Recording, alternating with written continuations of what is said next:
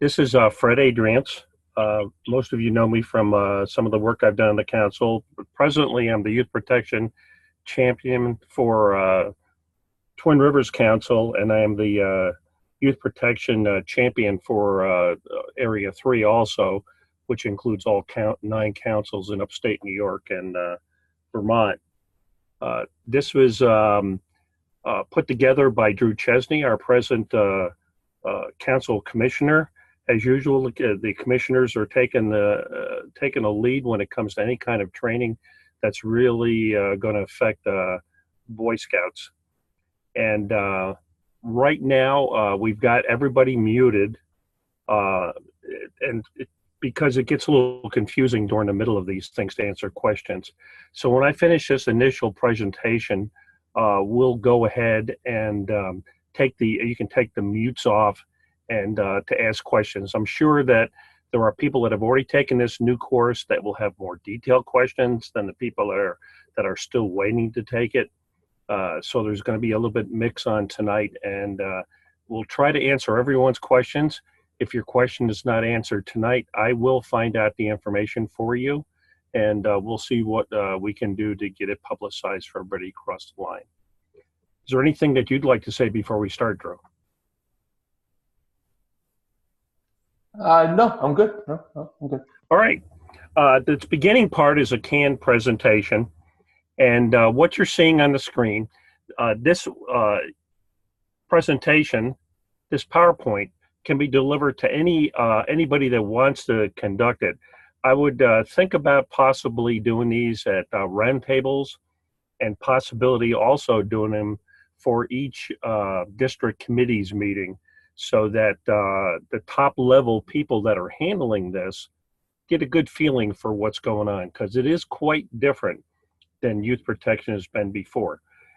We thought that as they came along the line that youth protection was getting better and better, and then we found out that youth protection issues are still driving up scout dues because we've got to pay for these cases where people have abused this stuff.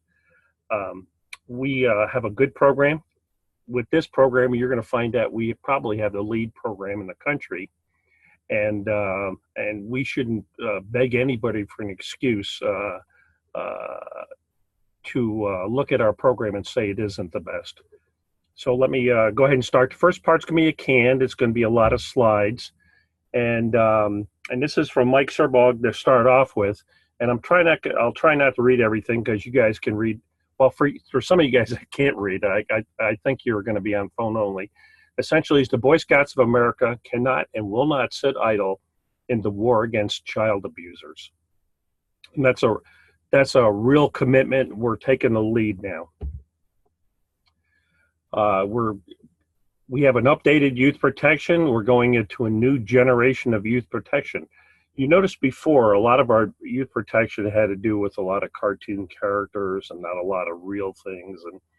And it just covered the overall youth protection in a sense, but never really dealt with real deep down issues.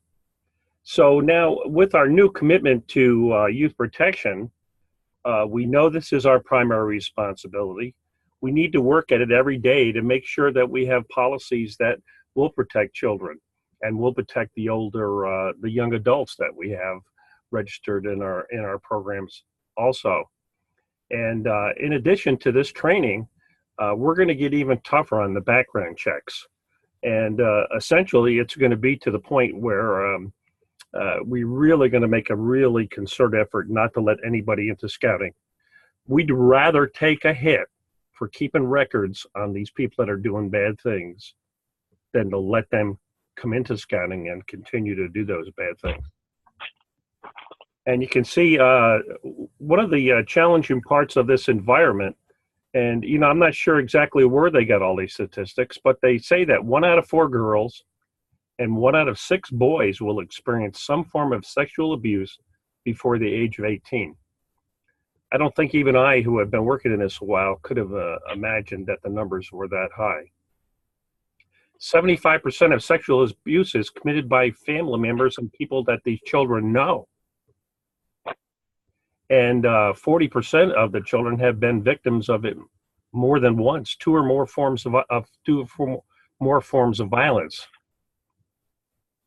You know, suicide is the second leading cause of death for young people between 10 and 24. And a lot of it can be traced back to kids that really gets in their minds and they can't handle it. So we're going to look at doing some best practices in youth protection. As part of our commitment to continuous improvement, we will continue to invest resources and look at our policies to strengthen them and to make sure that we're not having even more problems.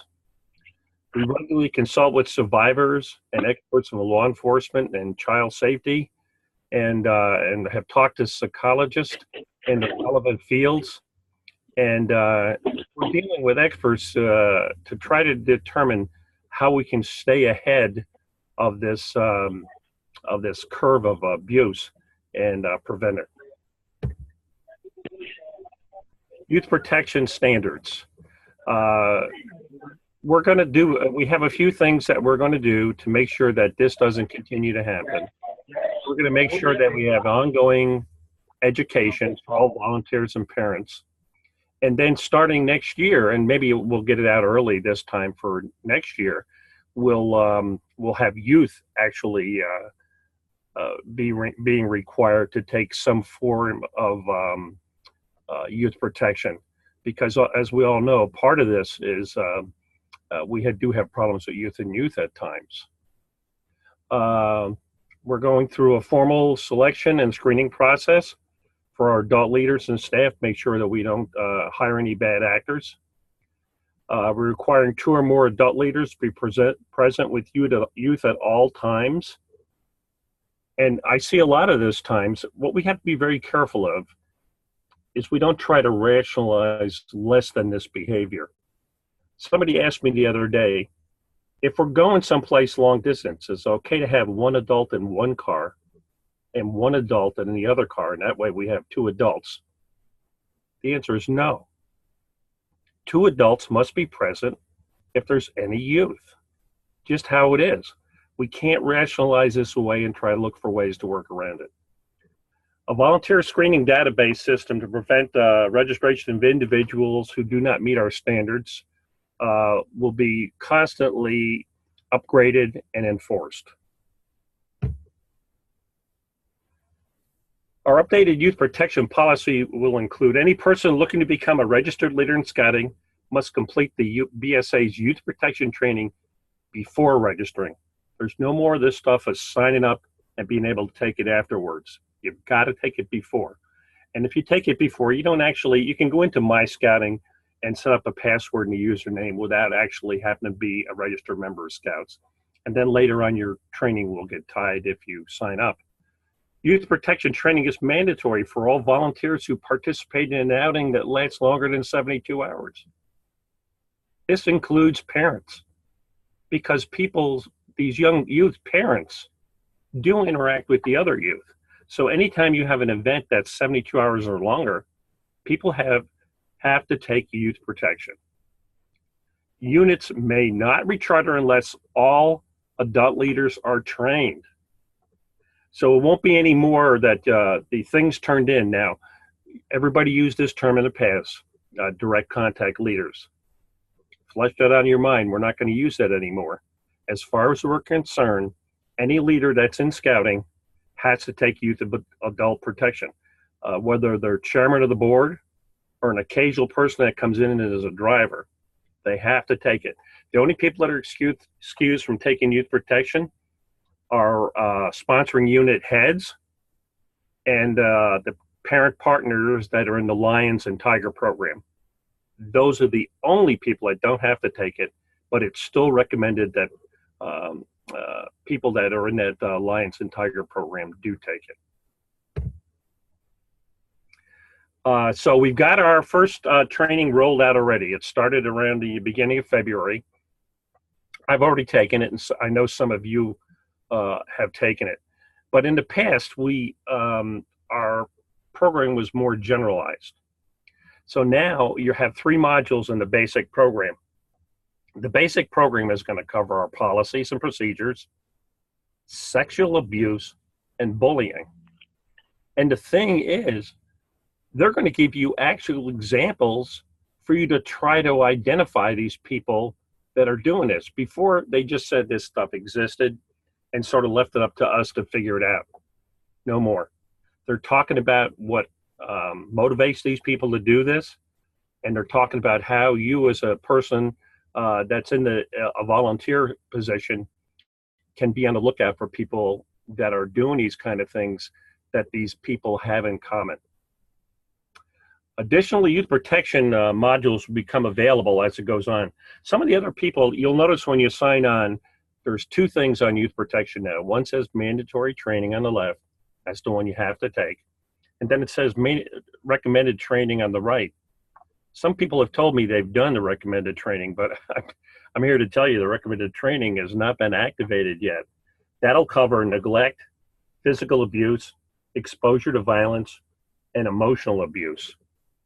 A lot of categories that are even in the news now with the high-end politicians, the movie moguls right now. There's going to be some support for survivors. We call them survivors, victims, whatever you want to call them. But we need to take care of that, doing something more for the people that this has happened to, because nothing is more important than the safety of our youth members. Even one instance of child abuse is unacceptable. And as a scouting community, we've apologized to everyone for letting this happen, and we intend to provide ongoing support for the people that are victims of this.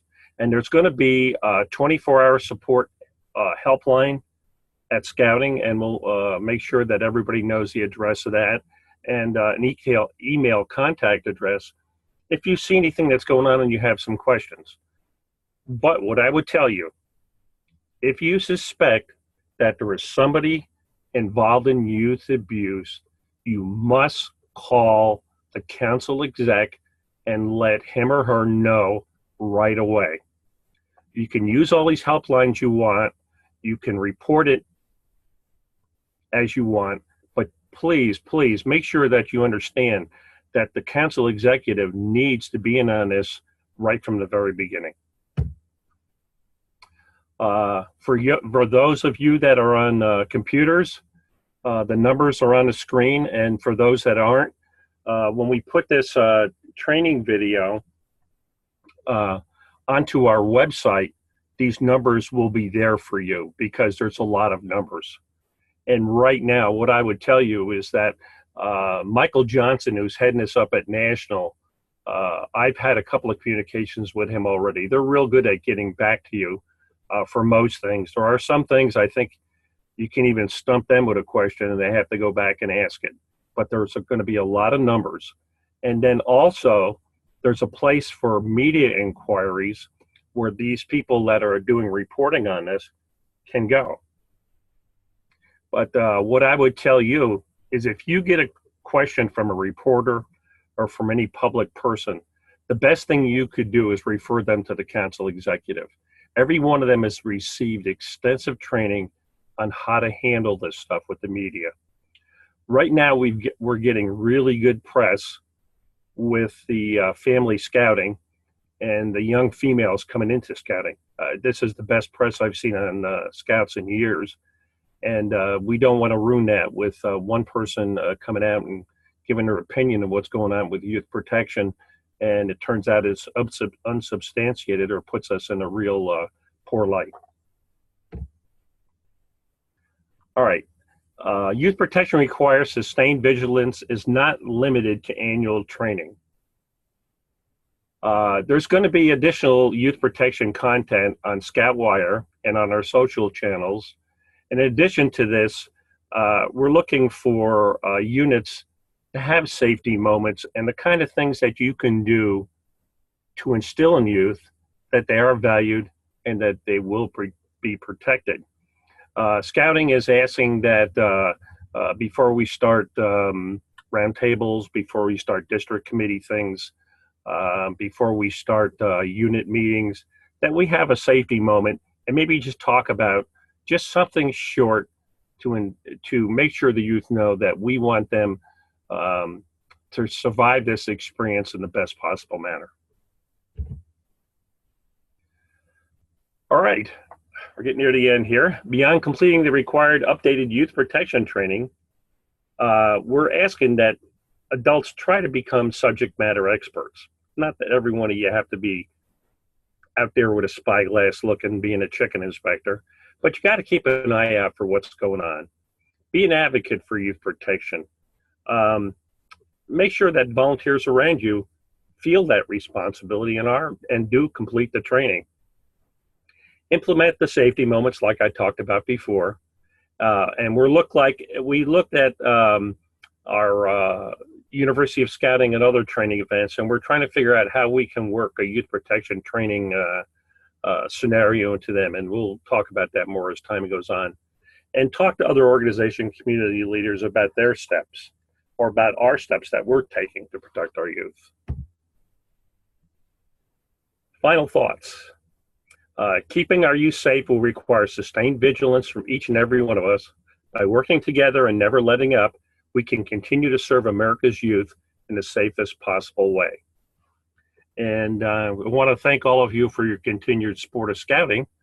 And I'll give you a few things right now, maybe things you have questions on. When we started looking into this program, and everything we were briefed on at a regional level was that this was going to be a one-year program. I think they finally looked at that and thought, well, this is going to be too tough. So it remains a 2-year requirement. However, every present volunteer and every new volunteer will have to take this new course prior to October 1st, 2018. That's going to require a real effort on the part of our volunteers to get that all finished. If we couldn't get everybody done in 2 years, how in the world are we going to get it all done in about 9 months? But we need to try. It's a little bit slow online because of the bandwidth. You can imagine millions of people going on to this thing in the next few months trying to get through it. It's really straining the resources. So if it looks a little slow, that's why. It'll get better as it goes on. So if you're a retiree like me, you might want to get up early in the morning or stay up late at night and do it, and probably get through it a lot faster. It will take at least an hour. It took me an hour and 10 minutes, and I went through it pretty rapidly. There wasn't anything that surprised me. I was ready for most of the stuff. There'll be some questions and stuff like that, but figure on at least an hour. It's not going to be any shorter than that. For the people that don't have computers that we have to train live, they promised us the course by mid-year. That's an awful nebulous term. Mid-year could be anywhere from June to August. And I've heard rumors, only rumors, and I'll work on trying to get a better answer on this, that it may be as late as August. If it is, that's going to be very difficult to get anybody trained. It has to be live trained between August and October 1st. But I will make the best effort I can to come around and do large groups if you want to do that once we go live. And I encourage anybody that wants to do that. I'll try to get enough training materials so that we can put several people on it at one time. Along with this is coming new training for camp directors. And we're still working on an area level for implementation. And as soon as we figure out what we're doing with the camp people, I'll get out to everybody and know that. One of the things that I did ask, now this program will apply to every traditional form of scouting. So it'll be Cubs, Boy Scouts, Venturers. Nowhere in the literature does it say it covers exploring. My feeling is that it does right now, and I'm still waiting for an answer back from National on it, because I tried to go in and update my youth protection course for exploring, which is on Learning for Life, and it would not let me in. So my assumption is they've cut off that course, and this will be good for exploring. So if you have anybody in exploring, encourage them to take this course right now because it should be good for exploring. I will get a final answer as time goes on. Okay. Now, this is time for any questions if anyone has any. So if you have any questions, what we can do is you can just kind of raise your hand, put it in the chat, and I can unmute you, or if there's nobody, then we can just conclude. So, all right. I see a hand. Where'd you go, Mr. Bingham? Hang on a second.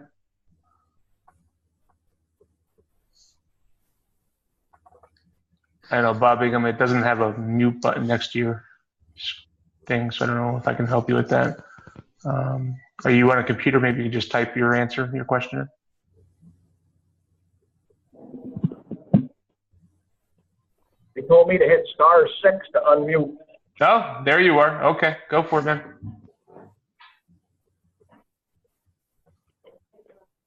I didn't announce myself. Drew Frank Mahalik here.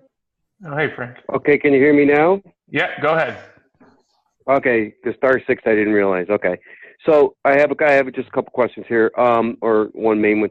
I was told that if we do because I've always taught the training for everybody that doesn't have computers, or I go up to Scout Camp during the summer and I try to offer it during Scout Camp one night each week for anybody who's up there. So the question, or what I was told is council is not going to be able to enter those into their training records, and it was something to do with the lawyers wouldn't allow it. So is that true? How are we gonna get those people updated to do that? If you do the training and can send a list to me by email, I should be able to enter them. I do have entering capabilities for youth protection.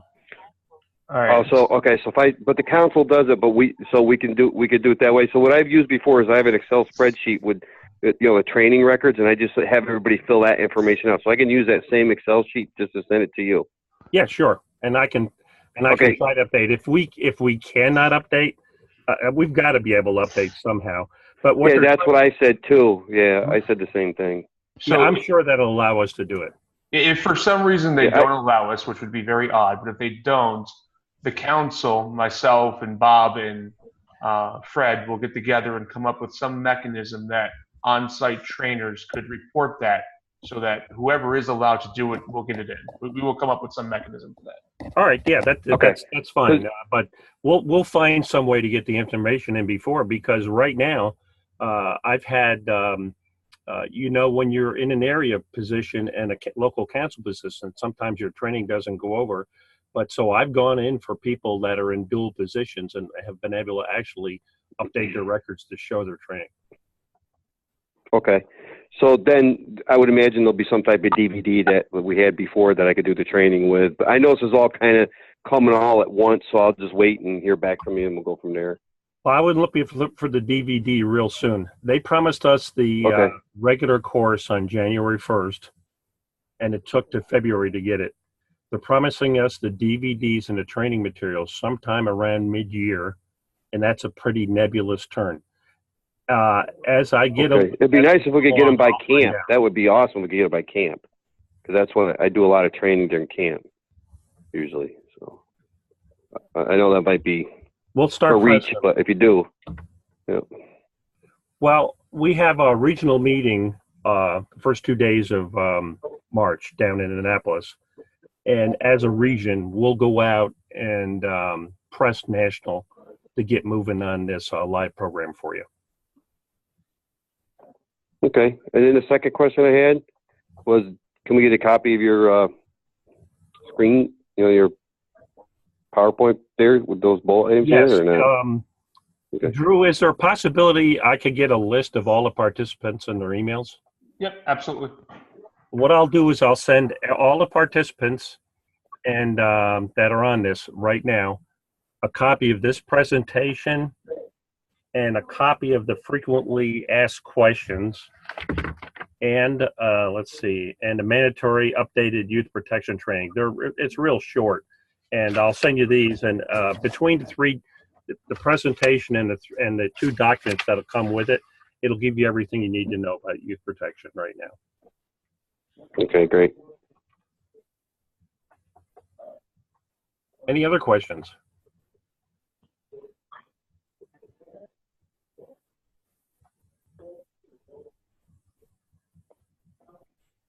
All right, we've been at this for a while trying to get this new thing instituted. What I would be very careful is there's going to be a lot of people out there, whenever a new program comes on, it's never good enough, it's never fast enough, it's never cheap enough, although they'll come up with all kinds of reasons why they can't do it. But I really need the people that listen on this call to be cheerleaders for this program, because it is a real effort to be much better at youth protection than we've ever been. We're not looking for a bunch of people to start turning on each other, but we are looking to make sure that every youth that's put in our care does well. We can't afford anything less than that. If there's no more questions, I think that ought to be it for the night then. All right, fantastic. Thanks, everyone. Appreciate it. And I will put this recording up so you have access to it. And as Fred said, we will get the documents out to you via email shortly. So other than that, we're all set. And thanks, everyone. Appreciate your time. Thanks for calling in.